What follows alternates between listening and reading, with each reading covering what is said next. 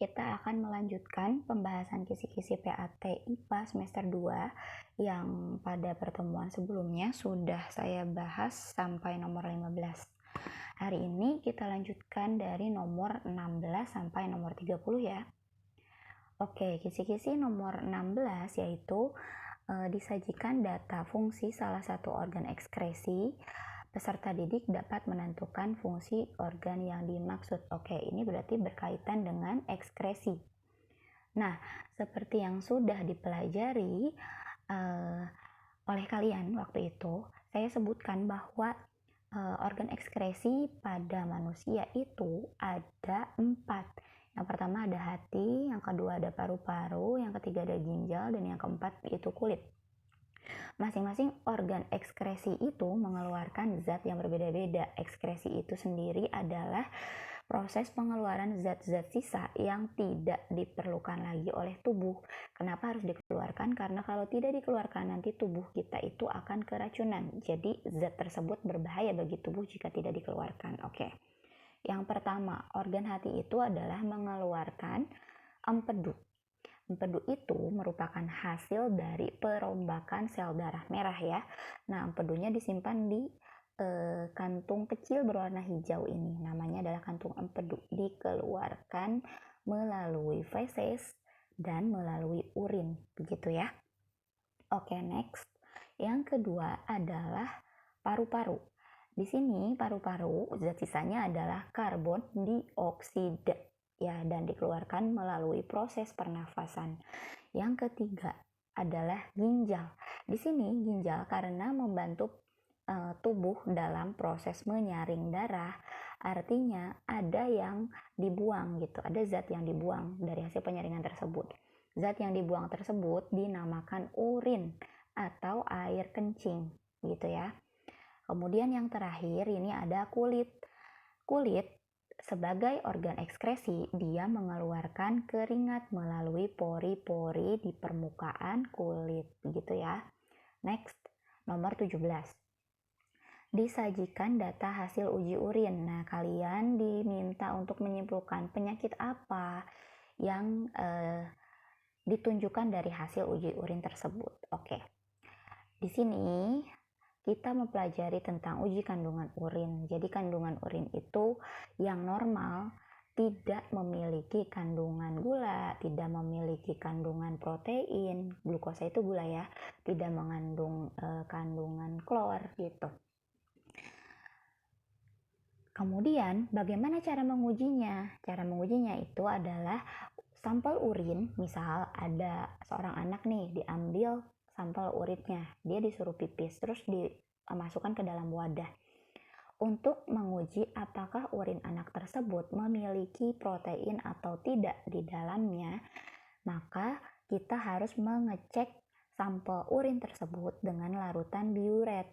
Nah, larutan biuret ini warnanya adalah biru muda transparan, di mana urin tersebut diteteskan. Kan warna urin itu kekuningan ya, kadang agak orange, kadang agak kecoklatan gitu, letak, kadang agak bening dan seterusnya. Nah, ketika warna urin yang normal tersebut ditetesi dengan biuret, kok berubah warnanya jadi ungu? Maka artinya anak tersebut memiliki kelainan atau urinnya mengandung protein. Nah, itu berkelainan tidak? Berkelainan. Nama kelainannya adalah albuminaria. Tapi ketika waktu ditetesi oleh larutan biuret, ternyata urin anak tersebut warnanya biru atau warna selain ungu. Maka urin anak tersebut tidak mengandung protein. Artinya anak tersebut dalam keadaan sehat. Ya. Belum tentu loh sehat. Ternyata dengan urin yang sama kita tes tuh urin tersebut yang belum ditetesi apa-apa ya, masih urin anak tersebut. Kita tes kandungan gulanya atau kandungan glukosanya. Bagaimana caranya?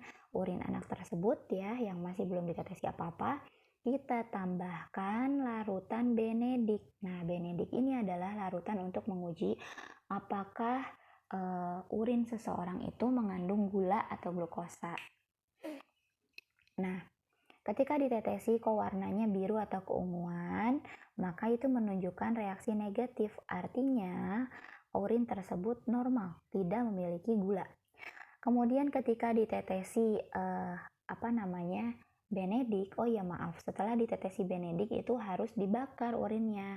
Dibakar gimana? Dia diwadahin pakai yang namanya tabung reaksi terus dibakar gitu ya. Ketika ditetesi, kemudian setelah dibakar, kok warnanya berubah menjadi hijau kekuningan keruh, maka itu memiliki kandungan glukosa. Kandungannya itu 0,5 sampai 1%. Kalau setelah ditetesi dan dibakar warnanya menjadi kuning keruh, maka kandungannya itu lebih tinggi glukosanya, yaitu 1 sampai 1,5%. Dan seterusnya ya, kalau coklat jingga berarti 2 sampai 3,5%. Kalau merah bata artinya kandungan gulanya atau glukosanya itu sangat tinggi, plusnya ada 4 nih, yaitu lebih dari 3,5%, artinya diabetesnya sudah parah gitu ya.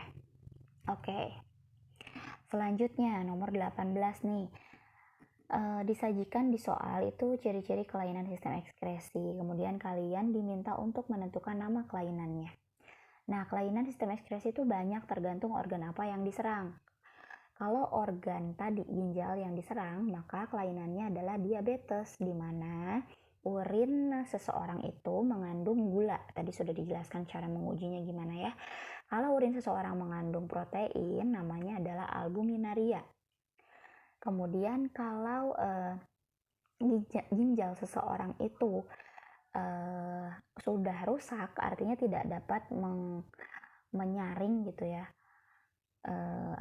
urin dengan baik, atau kalian itu ada kebiasaan untuk menahan buang air kecil, maka nanti di kantung kemih ya, di tempat penyimpanan urin itu namanya kantung kemih, akan terbentuk kristal-kristal yang menyebabkan batu ginjal. Kristal-kristal seperti apa sih? Seperti batu-batu kerikil yang sangat kecil, pasir-pasir gitu ya, tapi agak besar dari pasir. Itu kalau misalkan kita mau pipis ada kristal-kristal tersebut, maka saluran kencing kita itu akan iritasi gitu, nanti akan terkikis sama batu-batu itu. Nama penyakit kelainannya adalah batu ginjal.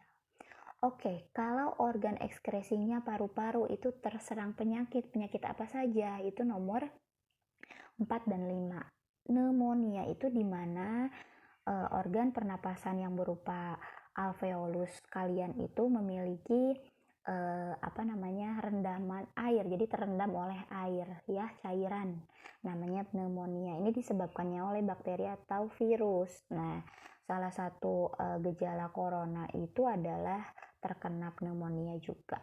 Kemudian kalau asma itu apa sih? Asma adalah kelainan pada pernafasan yang diakibatkan oleh faktor keturunan, di mana saluran pernapasan itu akan menyempit jika si penderitanya itu menghirup debu atau bulu unggas atau rambut kucing, rambut kelinci, dan asap rokok atau asap knalpot dan lain-lain gitu ya, jadi bengek. Kemudian jika organ hati yang terkena kelainan itu penyakitnya adalah penyakit nomor 6 dan penyakit nomor 8. Ya, penyakit kuning dan penyakit hepatitis. Itu disebabkan oleh virus, ada hepatitis A, hepatitis B, dan lain-lain. Kalau penyakit kuning diakibatkannya oleh apa? Penyakit kuning ini diakibatkan oleh kebocoran kantung empedu gitu. Jadi kantung empedunya bocor mengakibatkan empedunya itu menyebar ke seluruh tubuh yang harusnya dibuang. Kemudian kalau nomor 7 ya, ini berkaitan dengan penyakit yang terjadi pada organ ekskresi, yaitu kulit. Penyakit kulit itu apa aja? Banyak, ada bisul, ada jerawat, ada panu, ada kadas, kurap, kutu air, cacar air, banyak sekali. Kemudian ada juga kanker. Nah, kalau kanker ini bisa menyerang seluruh organ, bisa menyerang kulit, bisa menyerang paru-paru, hati, dan ginjal. Ini disebabkan oleh apa? Disebabkan oleh radiasi UV, radiasi ultraviolet, diakibatkan juga oleh zat karsinogenik atau pemicu kanker seperti zat pengawet, pewarna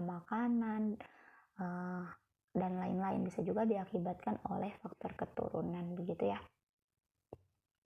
Oke, nomor 19. Kalian disajikan gambar lintasan pada bandul, terus bukan cuma pada bandul sih, lintasan benda gitu ya. Terus kalian diminta untuk menentukan jumlah satu getaran penuh. Ini berkaitan dengan getaran. Gimana sih? Nah, benda-benda yang biasanya bergetar itu ya di soal IPA ada bandul dan ada pegas. Nah, satu getaran itu apa sih? Satu getaran itu adalah gerakan bolak-balik dari satu titik kembali lagi ke titik awal. Semisal titik awalnya itu adalah C ya. Nah, gerakan bolak-baliknya tuh gimana?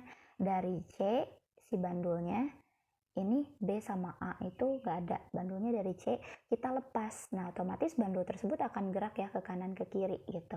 Nah, dari C ini dia akan bergerak ke B, ke A, ke B, ke C. Nah, dari C, balik lagi ke C, itu dinamakan satu getaran. Ini nih ya. Satu getaran itu terdiri dari gerakan dari C ke B, ke A, ke B, balik lagi ke C, itu satu getaran. Gimana kalau misalkan hanya dari C ke B ke A terus dia berhenti nih. C ke B ke A terus dia berhenti. Maka itu dinamakan setengah getaran. Tapi kalau misalkan hanya dari C ke B terus berhenti, itu adalah seperempat getaran. Begitu ya. Nah, gimana kalau bendanya itu berupa pegas? Seperti yang sudah saya sebutkan bahwa yang membuat soal itu bukan saya, maka kita pelajari keduanya, yang di bandul dan yang di pegas. Bisa jadi nanti yang keluar di soal itu yang bandul, atau bisa jadi yang keluar itu yang pegas. Nah, kalau pegas itu gimana sih satu getarannya? Sama seperti bandul, dia gerakannya dimulai dari satu titik kembali lagi ke titik tersebut. Nah, ini ya, titiknya adalah titik ini titik P ya. Titik P itu dalam keadaan normal. Kita tarik pegasnya. Ini kan ada bebannya ya, di ujung pegas ada beban. Kita tarik tuh si bebannya. Bukan beban keluarga ya. Ini tarik ke bawah dari titik P sampai titik Q. Nah, terus kita lepas, otomatis kan dia akan gerak ke atas ke bawah ya, toel gitu. Nah, dari P ke Q, otomatis setelah misal ini ya, dari titik awal, ini normal. Kita tarik ke Q. Sampai di titik Q kita lepaskan. Nah, pegasnya kan pasti balik lagi ke P tuh. Terus ke R, terus ke P lagi. Nah, sampai ke P lagi, inilah yang dinamakan satu getaran pada pegas. Jadi satu getaran pada pegas itu gerakan dari P kembali ke Q, kembali ke P, kembali ke R, kembali ke P lagi. Jadi gerakannya gini, P ke Q, ke P, ke R, ke P. Itu adalah satu getaran. Kalau setengah getaran gimana? Dari P diregangkan dulu ke Q, kembali ke P, itu namanya setengah getaran. Tapi kalau seperempat gimana? Ya udah dari P sampai Q. Seperempat itu gimana? Dari P sampai ke Q aja gitu ya. Jadi harus bisa membedakan satu getaran pada bandul dan satu getaran pada pegas. Kalau 2 getaran, 3 getaran, 4 getaran gimana? Ya udah bolak-balik terus. Misal di sini C ya.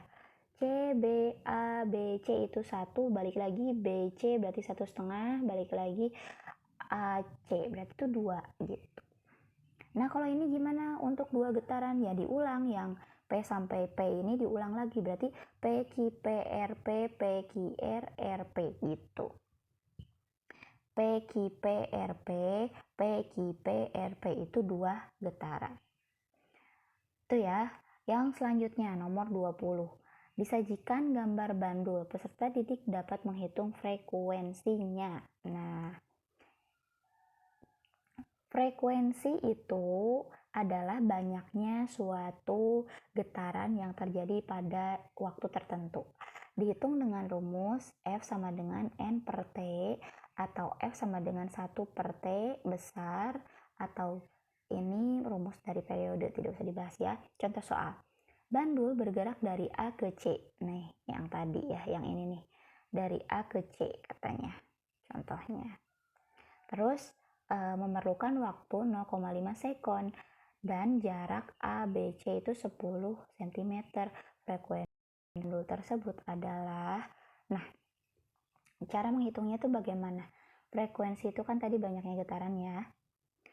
Jumlah getarannya kita tuliskan dulu, bandul bergerak dari A ke C. Nah, terus kalau jarak ABC itu 10, maka nanti frekuensinya berapa?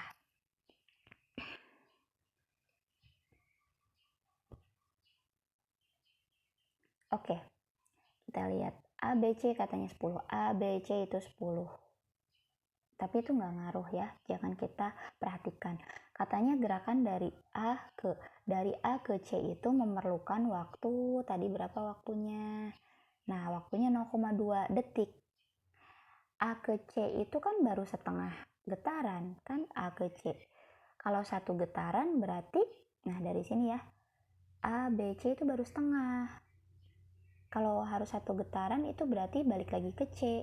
Jadi 2 kali bolak-balik AC, AC gitu kan. Berarti dia 0,2-nya dikali 2 jadi 0,4. Begitu. Nah, maka di sini nah ya, F-nya atau frekuensinya jumlah satu getarannya itu kan tadi sudah dihitung. Satu getarannya itu dari ABC, ABC karena AC ya, A ke C 2 kali. Maka di sini 1 per satunya itu satu getaran maksudnya ya, per 0,4. 0,4 itu dari mana? Dari 0,2 dikali 2 gitu. Ini yang 10 cm jangan diperhatikan. 1 dibagi 0,4 itu hasilnya adalah 2,5. Jumlah getarannya 1 per waktu yang diperlukan untuk melakukan satu getaran. Nah, kalau 0,2 ini untuk mencapai setengah getaran, maka satu getarannya itu ini dikali 2 gitu. Jadi 0,4 itu adalah hasil perkalian 0,2 dikali 2. Jadi satu getaran per 0,4 detik sama dengan 2,5 Hz. Hertz itu adalah satuan dari frekuensi gitu ya. Oke, selanjutnya nomor 21. Disajikan gelombang transversal. Peserta didik dapat menghitung periode gelombang dan cepat rambat gelombang. Oke, gelombang transversal itu artinya adalah gelombang yang arah getarannya itu tegak lurus. Ini tegak, ini lurus gitu ya, gini gelombangnya. Ini adalah gelombang transversal. Contoh soalnya begini, ada gelombang transversal, kemudian jika waktu tempuh gelombang dari A ke B itu 2 detik atau 2 sekon, maka hitung periode gelombang dan cepat rambat gelombang. Oke, periode. Periode itu lambangnya adalah T besar. Di mana untuk menghitungnya sama dengan T kecil dibagi N. T kecil itu adalah waktu yang diperlukan untuk melakukan sejumlah getaran atau gelombang. Terus N itu adalah jumlah gelombangnya. Oke. Satu gelombang terdiri dari satu bukit dan satu lembah. Berarti di sini ada berapa gelombang? 1, 2, 3, 4. Oke, ada 4 gelombang.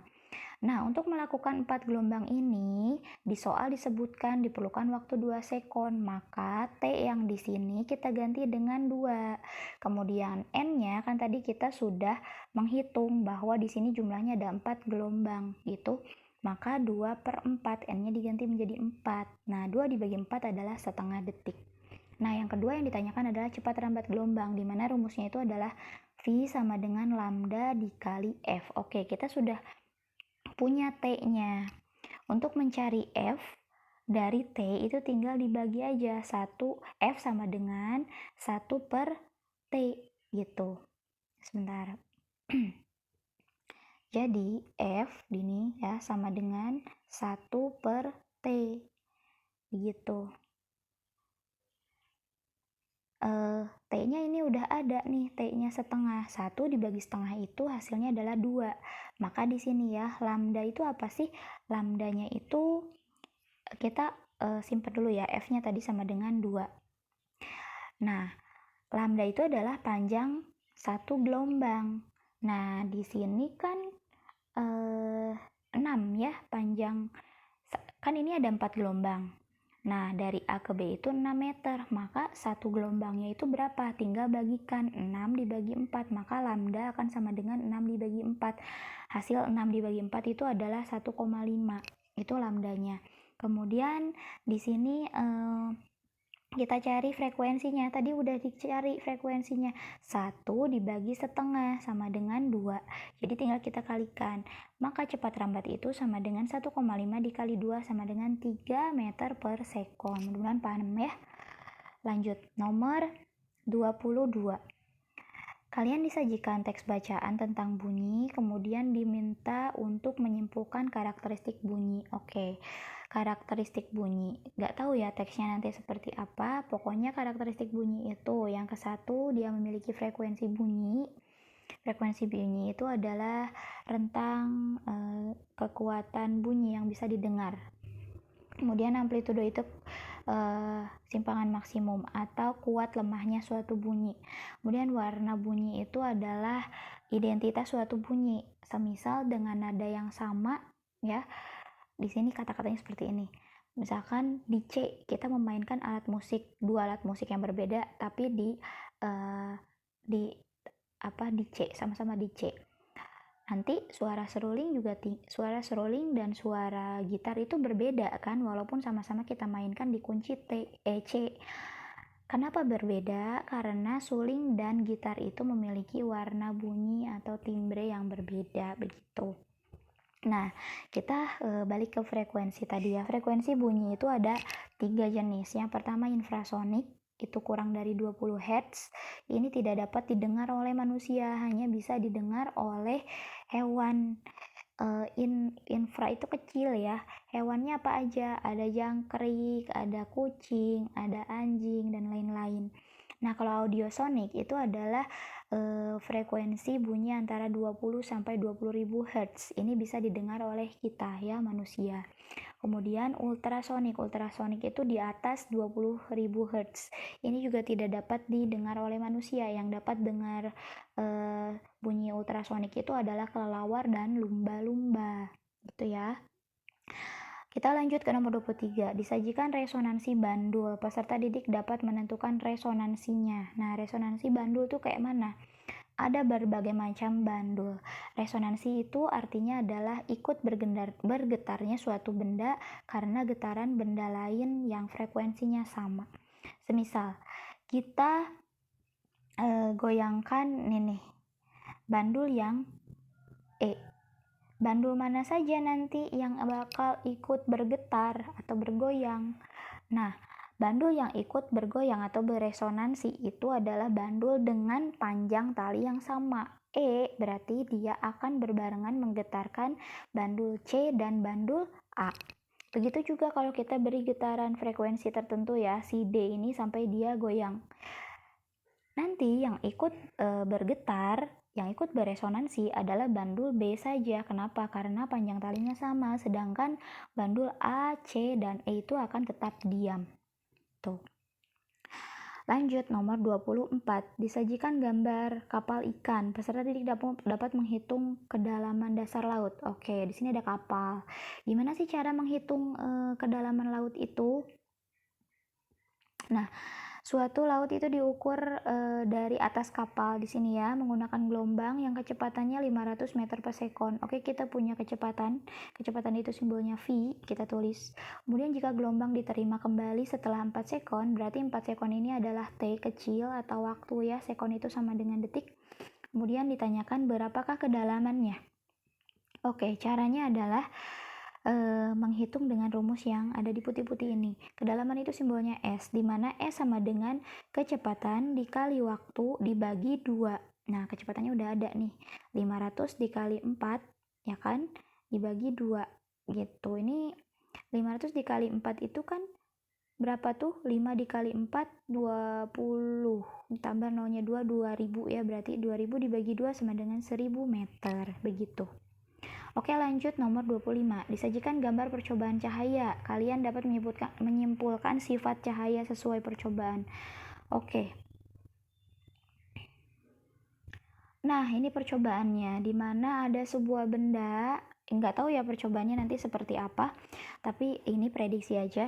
Ada sebuah lilin diletakkan di depan cermin. Kemudian ini cermin-cermin cekung. Ya, di sini nomor 25 itu disajikan gambar percobaan cahaya, nggak disebutin cerminnya cermin apa, misalkan cermin cekung ya. Kemudian di belakangnya itu ada layar, kalian diminta untuk menyebutkan sifat-sifat cahaya. Oke, sifat cahaya dari cermin cekung ini pemantulannya, yang ke satu, dia akan menghasilkan bayangan nyata. Nyata itu apa? Di depan cermin. Kalau bendanya di depan cermin, bayangannya juga akan terbentuk di depan cermin. Kemudian terbalik tuh, apinya di atas di layar, apinya jadi di bawah. Kemudian diperkecil. Maksudnya diperkecil itu apa? Ini, bendanya tadinya besar, kemudian di sini menjadi lebih kecil, itu diperkecil. Gimana kalau cerminnya itu cermin datar? Nah, kalau cermin datar itu menghasilkan sifat bayangan yang sama persis dengan benda. Tinggi bendanya sama, kemudian sifatnya itu maya ya, di belakang cermin. Maya, tegak karena sama ya, tidak terbalik gitu ya, tegak dan sama besar gitu untuk cermin datar. Oke, next. Nomor 26. Disajikan gambar orang bercermin di depan cermin datar. Nah, ini peserta didik dapat menentukan sifat bayangannya. Tadi udah dijelasin. Kalau kita bercermin, ya kan, bayangan yang terbentuk dari pantulan diri kita itu sama tingginya, nggak tahu-tahu lebih tinggi, nggak tahu-tahu lebih kecil gitu. Nah, jadi sifatnya adalah maya. Kenapa? Karena dia di belakang cermin. Kebayang kalau sifatnya itu nyata, nanti kalau kita bercermin, bayangan kita ada di belakang kita, kan ngeri ya. Terus ini, jadi cermin datar itu tadi menyebabkan sifat yang bayangannya itu maya, kemudian tegak, nggak tahu-tahu kepala kita di bawah, kaki kita di atas gitu, nggak, jadi tegak dan sama besar, sama-sama ya, jaraknya juga sama. Kalau kita berdiri di depan cerminnya itu sekitar 1 meter, maka nanti jarak bayangannya juga 1 meter gitu ya. Nih yang ini. Lanjut nomor 27. Disajikan gambar benda di depan lensa cembung. Nah, kalian mampu udah ada bayangannya ya, kalian mampu menentukan jarak fokus. Udah ada bayangannya nih, ini lensa cembung, ini bendanya, ini ada bayangannya. Kemudian diminta untuk menentukan fokusnya. Nih di soal, benda dengan tinggi 6 cm, ini tinggi bendanya atau HO 6 cm, diletakkan 20 cm di depan lensa cembung. Nah, dari lensa sampai ke bendanya itu 20 cm, maka disimbolkan SO atau jarak benda 20 cm. Kemudian tinggi dari benda tersebut ya, tinggi bayangannya adalah 12 cm. Tinggi bayangan ini nih 2 kali lipatnya. HI-nya 12 cm. Kita tulis HI 12 cm. Tanyakan adalah fokusnya. Oke, F sama dengan titik-titik. Cara menjawabnya gimana? Ini yang tadi tulis lagi ya. Langkah ke-1, kita mencari pembesaran bayangan untuk mendapatkan nanti jarak bayangannya ya, karena jarak bayangan kita belum tahu. Oke, yang pertama, mencari pembesaran bayangan. Rumusnya itu adalah M sama dengan HI per atau dibagi HO. HI-nya sudah ada 12, HO-nya 6. Masukkan tuh. Jadi M sama dengan 12 dibagi 6 sama dengan 2. Oke, sampai situ paham ya. Jadi M-nya sama dengan 2. 2 kali satuannya ya. Kemudian langkah kedua, mencari jarak bayangan. Nah, jarak bayangan itu adalah SI simbolnya. Karena SI kita belum tahu, M-nya kita udah tahu tuh 2. SO-nya juga kita udah tahu di soal 20. Kita cari SI-nya. Maka, nah, si SI ini harus kita pisah sendirian. 2 tetap di sini.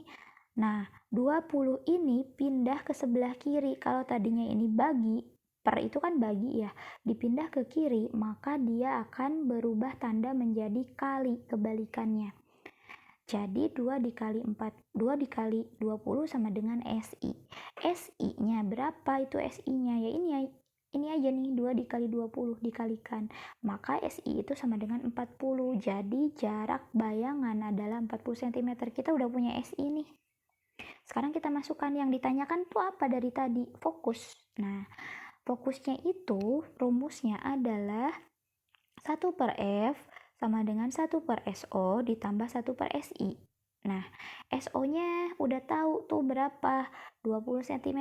SI-nya juga udah tahu tuh berapa, 40 cm. Tinggal kita masukkan tuh.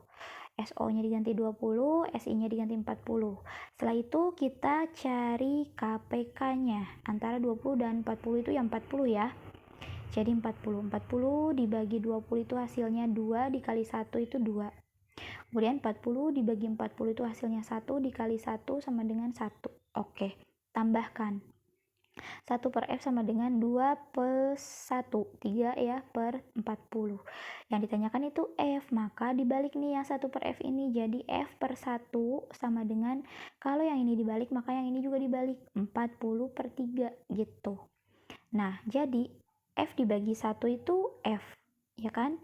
40 dibagi 3 itu 13,33. Jadi fokusnya itu adalah 13,33 cm. Selesai ya. Kalau belum paham, replay lagi ya, di replay lagi video ini. Lanjut, nomor 28. Disajikan gambar organ mata dan bagian-bagiannya. Kalian bisa menunjukkan bagian yang dimaksud gitu. Nah, ini adalah bagian-bagian mata. Ini mau nggak mau kalian harus hafal beserta fungsinya.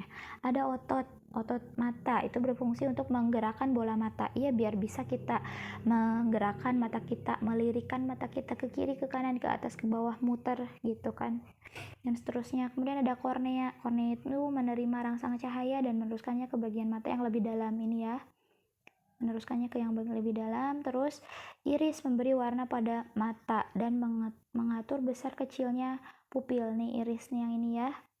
Nah, pupil itu yang hitam-hitamnya.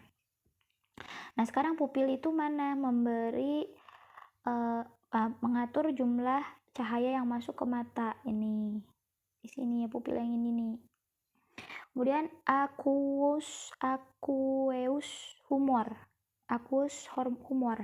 Ini membiaskan cahaya dan menjaga bentuk bola mata. Jadi bola mata itu bentuknya tetap gitu. Aqueous humor tuh yang mana ini nih? Yang lapisan ini. Oke, lanjut nomor 6. Ini nomor 6 ya harusnya ya, lensa. Lensa yang mana lensa? Nih, yang ini. Itu berfungsi untuk memfokuskan bayangan yang bisa kita lihat gitu ya. Ada vitreous humor. Ini menyokong lensa dan menjaga bentuk bola mata juga berbarengan dengan aqueous humor. Terus bintik buta, itu menangkap dan meneruskan rangsang cahaya ke otak. Yang mana bintik buta nih? Terus saraf mata. Nah, ini saraf mata itu untuk merasakan kalau misalkan ada debu yang masuk sakit gitu kan, terus ditutuplah si kelopak matanya. Terus ini nih, bintik kuning, tempat jatuhnya bayangan, itu di bintik kuning ya, di bintik kuning di sini. Terus ada retina, ini membentuk bayangan benda yang kemudian dikirim oleh otak. Nah, retina di sini. Kemudian koroid, menghasilkan oksigen dan nutrisi ke retina. Koroid yang mana nih? Lapisan ini. Sklera, melindungi dan mempertahankan bentuk bola mata. Sklera itu lapisan pelindung dari mata ya. Oke, ini semua mau tidak mau kalian ingat-ingat. Oke, nomor 29. Disajikan gambar sinar proses melihat benda, kemudian peserta didik dapat menganalisis nama kelainan dan lensa untuk menolongnya agar bisa melihat dengan jelas gitu ya. Ini berkaitan dengan kelainan pada mata. Oke, kelainan pada mata itu ada 3. Ada rabun jauh atau miopi, di mana kan harusnya tadi itu benda jatuh ya pada normal, orang normal itu tepat di bintik kuning. Ini bintik kuning di sini. Nah, kalau pada orang yang miopi itu tidak pas di titik di bintik kuning, malah dia lebih depan gitu, lebih depan dari di bintik kuning. Maka nanti bayangan yang terbentuk itu ngeblur gitu ya, tidak jelas. Nah, ditolong dengan apa nih? Dengan lensa cekung atau lensa minus ya. Lensa minus ini lensa cekung. Kalau tadinya di depan terus ada lensa cekung, nanti dia akan jatuh tepat di belakang di bintik kuning. Sekarang yang kelainan kedua adalah hipermetrofi atau rabun dekat, di mana yang harusnya tepat di bintik kuning ya, bayangan tuh jatuh tepat bintik kuning, dia malah melebihi di belakang bintik kuning nih, ada garis putus-putus. Maka untuk menolong orang yang punya rabun dekat ini menggunakan lensa cembung nih, ini lensa cembungnya. Jadi bayangan yang tadinya dia jatuh di belakang bintik kuning itu jatuh tepat di bintik kuning. Jadi dia akan melihat dengan jelas, yang tadinya blur juga. Yang ketiga ada silindris. Nah, mata silindris itu adalah astigmatisme istilahnya ya. Terjadi karena seseorang itu memiliki bola mata permukaannya ya, yang permukaannya tidak rata. Nih kan ini rata gitu, tapi ini tidak rata. Tuh lihat. Akhirnya nanti bayangan yang terbentuk itu jatuhnya jauh banget dari bintik kuning. Nah, jadi nanti malah agak-agak pusing gitu ya melihat bayangannya. Nah, ini ditolong dengan lensa silindris. Kayak gini bentuk lensa silindrisnya. Maka nanti dia akan jatuh tepat di bintik kuning, dan yang kita lihat gitu kan bayangannya juga akan menjadi lebih jelas gitu ya. Next, yang terakhir itu kalian diminta untuk menghitung kekuatan lensa jadi sini ya, dari kelainan-kelainan ini. Oke, kekuatan lensa. Kita ambil saja satu contoh yang rabun jauh atau miopi gitu. Nah, seorang anak bernama Tia itu dapat melihat benda paling jauh 200 cm. Ini rabun jauh ya. Lewat dari 20 cm itu si Tia lihatnya ngeblur. Nah, terus berapa sih kekuatan kacamata yang harus dipakai oleh Tia gitu? Jawab. Nah, titik terjauh yang bisa Tia lihat itu 200 cm. Titik terjauh itu simbolnya PR ya. Nah, 200 cm. Ini dibuat menjadi meter. 200 dibagi 100 sama dengan 2 meter. Oke, ditanyakan kekuatan lensa yang harus dipakai oleh Tia.